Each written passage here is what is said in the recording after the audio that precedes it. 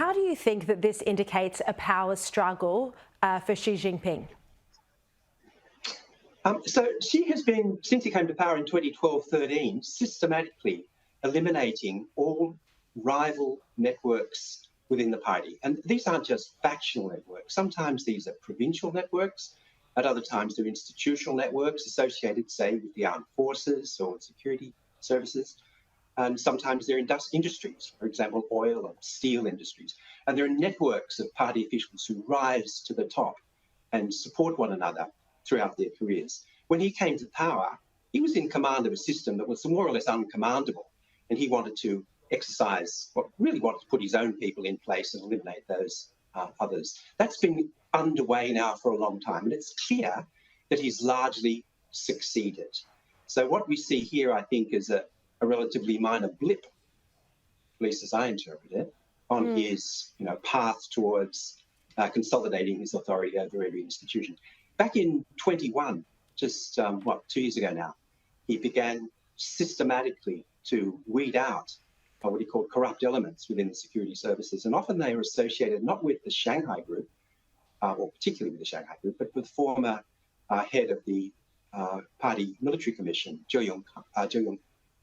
not the military commission, sorry, the police and security services in the country, Zhou Yongkang.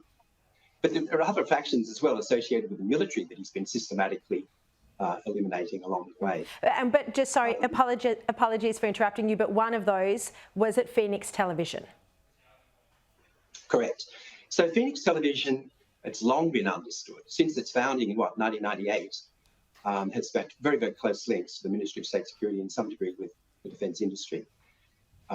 It's been given permission to do what other television stations founded in China have not been allowed to do. That's because it has that kind of protection at the highest level. My understanding is that Xi Jinping, moved to eliminate some of the leading groups overseeing that organisation, and they are linked to what's called the Shanghai faction, Zheng Qinghong, his brother, and their networks formerly associated with Jiang Zemin. And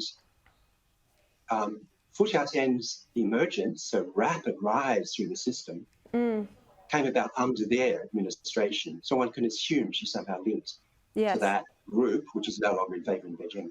Yeah, and look, and as we've discussed already on the show, a rose garden named after her at Cambridge, travelling in a private jet back to China from the US in April, so definitely some powerful backers. John Fitzgerald, thank you very much for joining us from Taiwan.